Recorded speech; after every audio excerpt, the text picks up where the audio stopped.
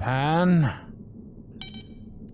Please inform the captain that I'll send her the engineering crew's updated psychological profiles by the end of the day cycle. Thank you.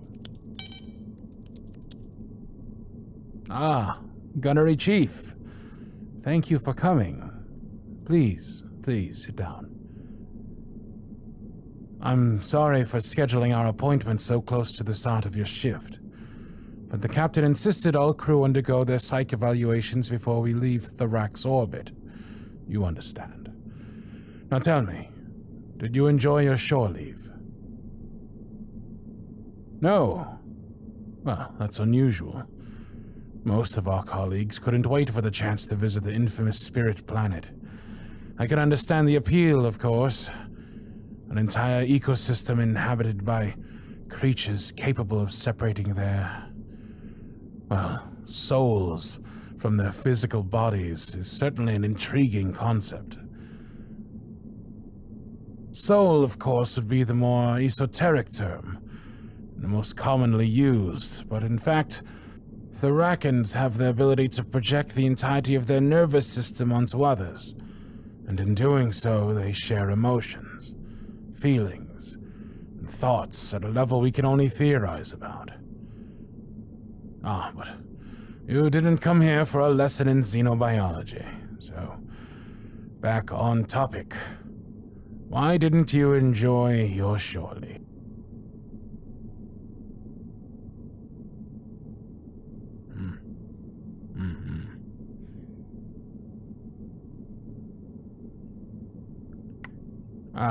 I see. Well, I can understand that. Some things should remain private, I agree. And Tharakian culture doesn't really understand our need for privacy. In that sense, humans are very lucky. Very lucky indeed. We can hide in the privacy of our own innermost thoughts and keep our secrets to ourselves. Of course, to the Tharakians, that would be akin to, I don't know, streaking in church, I guess. Something incredibly rude and a sign of deeply rooted issues to boot.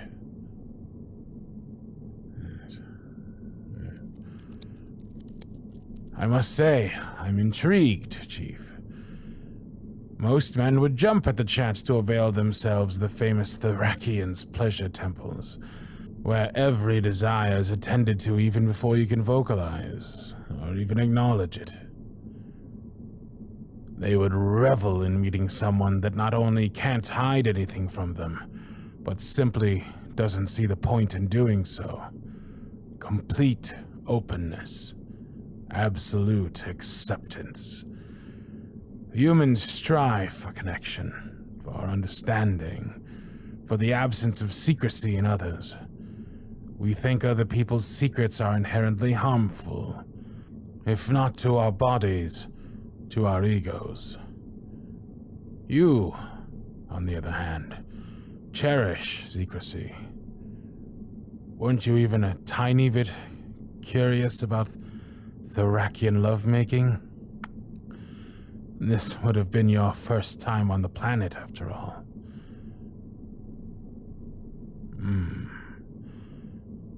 And why do you think that is? As I said, I'm intrigued, Chief.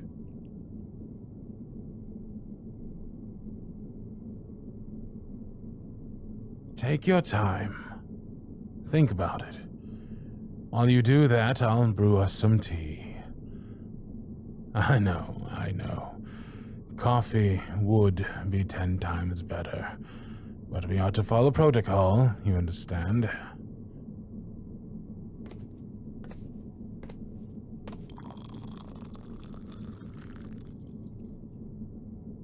Yes, Captain's orders.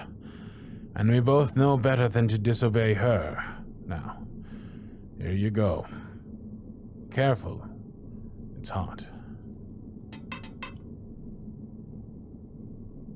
So, as we were saying... Sorry, what? I didn't quite hear you.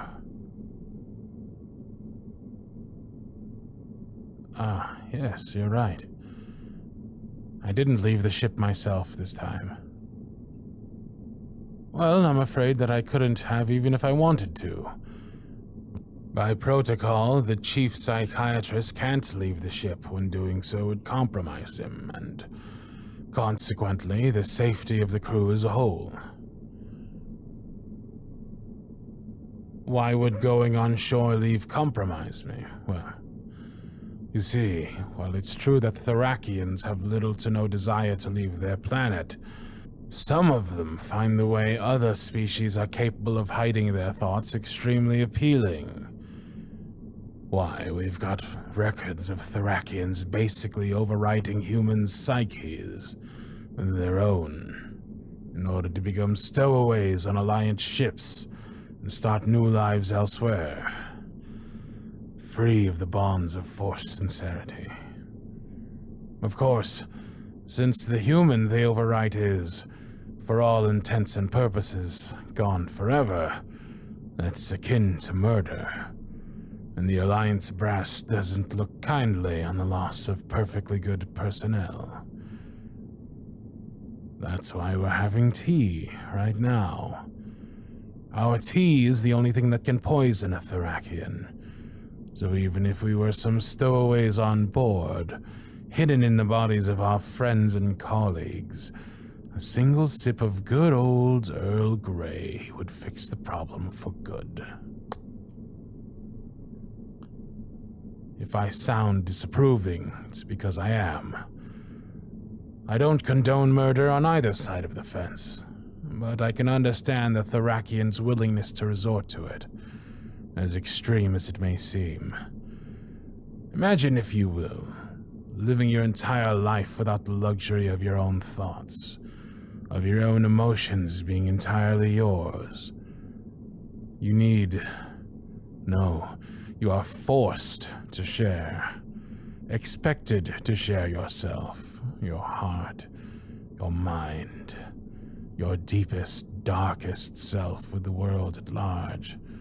No escape, no refuge at all, lest you'd be branded a deviant by your own species, a criminal without a crime, a sinner without sin. Why don't they share? What are they hiding? Why are they hiding? For a species that prides itself on its openness, Tharakians can be so spiteful, so judgmental of their own. I don't know about you, but that sounds like the closest thing to hell to me. Who wouldn't want to escape that by any means necessary? Thank you. It's my job to know all there is to know about other species' cultural and medical landscapes. If I didn't, these post-contact therapy sessions wouldn't be of any use at all. Quite the opposite, in fact. If I wasn't able to sniff out a Tharakian among my patients, I would lose much more than my medical license. You haven't touched your tea, sir. I haven't either, it's true. Well, you see, you're my 13th patient today. If I drank tea for every appointment I've had, I'd be puking all over the floor by now. Do I think you're hiding something? Well, of course you are. And that's perfectly fine. Healthy, even. Yes. This is your first tour with us, if I'm not mistaken. Ah, yes, there we are. Before the Halcyon, you were stationed on Mars. Lovely planet, if a bit claustrophobic. Perfect for training, what with its harsh weather and deadly sandstorms. You were stationed there under Commander...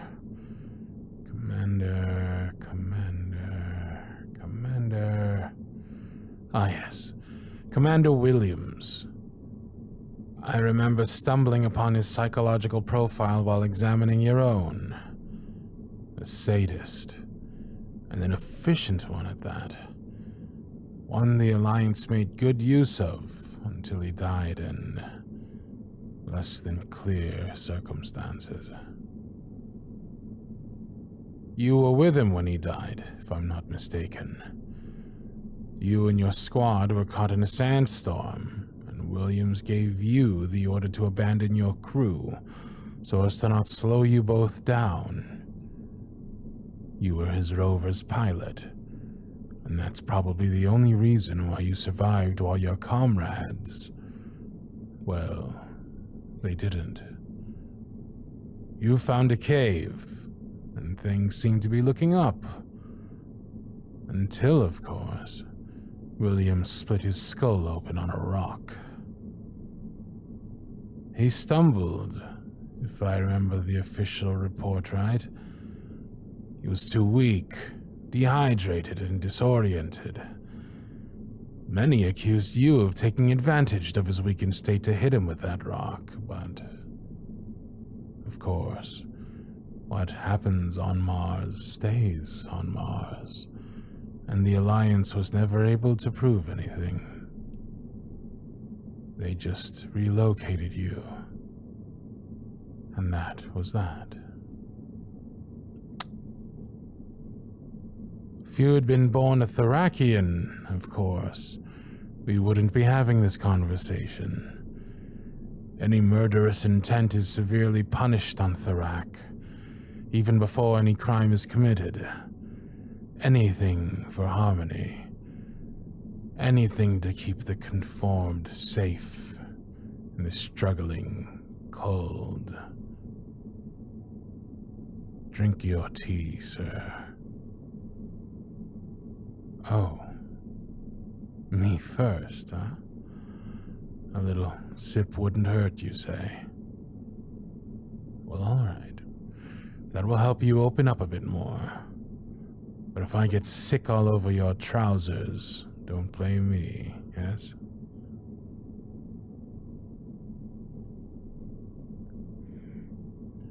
No? No. I don't think so.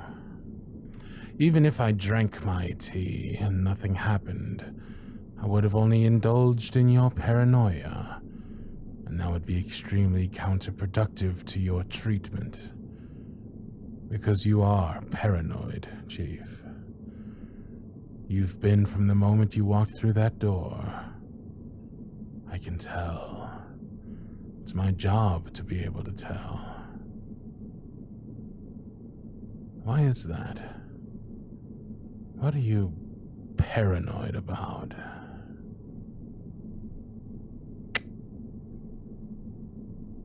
My tick. I've never had one before. Ah, that's right. You've never heard it before. I usually try to keep it in check with medication, but I've had so many patients today that I completely forgot to take it. I understand ticks are the way human brains try to signal they've been hijacked by Tharakians. But if you'd read my medical file, you'd see I've always had one. Of course, anyone could have tampered with medical files, especially one in my position, but I assure you, Chief, this is not the case. Anything else on your mind?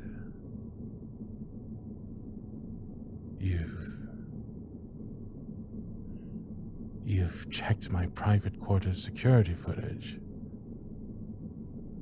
And why would you do that?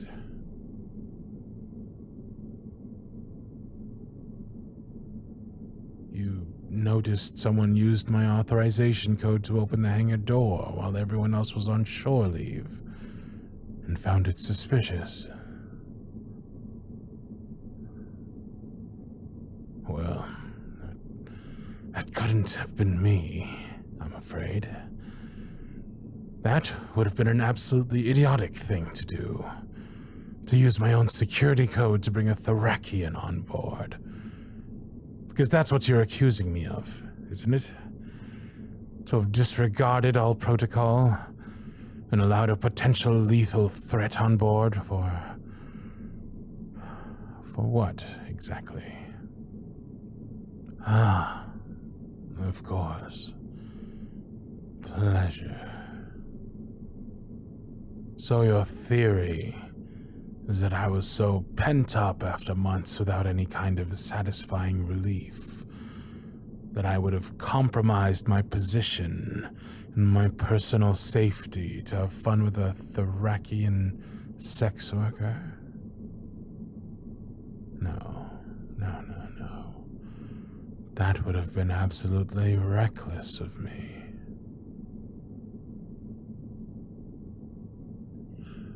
Let's assume, for argument's sake, that you're right. I agreed to let a tharian on the ship. But for what? Fleeting carnal pleasure? No. That's offensive to my intelligence, sir. Shows how much you know about me, really. The only reason I would ever even entertain such a notion is because the mind has its limits. Hidden in our cranium, limited by our imperfect biology. I'm a psychiatrist, Chief. The mind is my playground. And yet, to humans, it's only ever just the sandbox where children play their fruitless games, limited by their age and mental capacity. What if you could expand on that? What if the sandbox erupted, leaving an entire playground to play in? No limitations, no rules, no corner unexplored. That's what the tharian mind sees. What the tharian mind plays with all the time. Everything, anything, all at once. Who wouldn't be tempted by such a promise? By such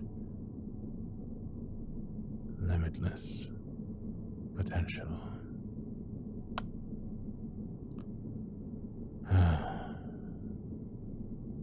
Still, for argument's sake, let's assume I found a way to expand my mind by forging an agreement with a tharian. A tharian, oh so very different from the entirety of their species, because they can't feel. Since they were born, their feelings have been numb, absent, to the point that their community would have executed them in their infancy, had their parents not intervened. They taught them how to mimic emotion, how to appear normal so others would leave them alone. But such a performance is never ending in an environment that doesn't allow for any personal space. And so the tharian, exhausted, decided to leave before their peers discovered their fascination with violence, with pain, with sorrow. Let's assume they contacted me, offering a unique opportunity. I would provide my body, and considering the evident psychopathy of the alien in question,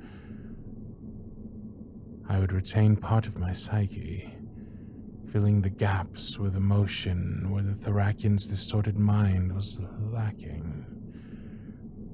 We'd be 2 in 1, and I'd be limitless.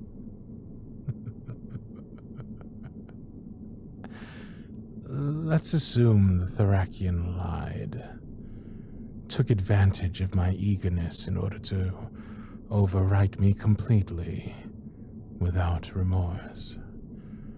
A remorse they couldn't feel from the beginning, mind you, But then again, let's assume I was too excited to consider that. Let's assume you're now standing in the presence of a full, murderous tharian.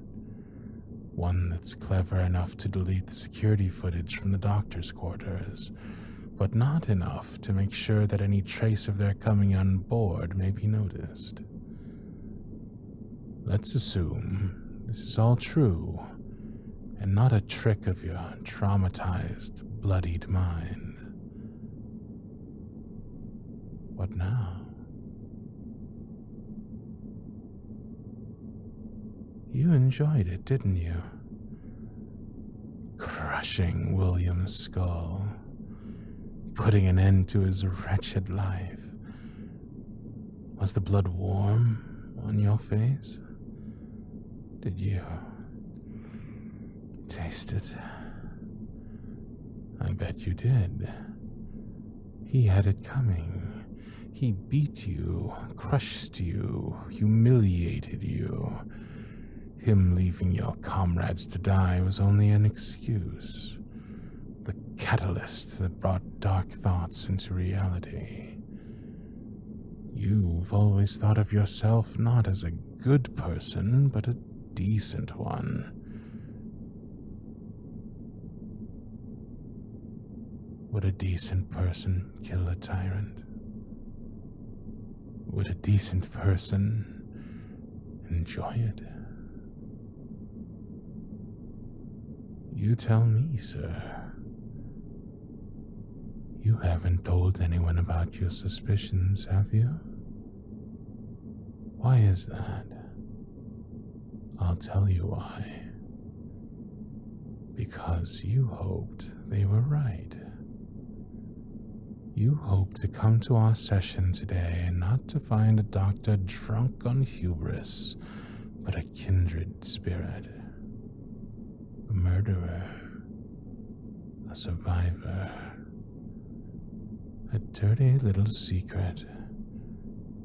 Someone who understands. Someone who approves. Eagerly. And now? Now what will you do?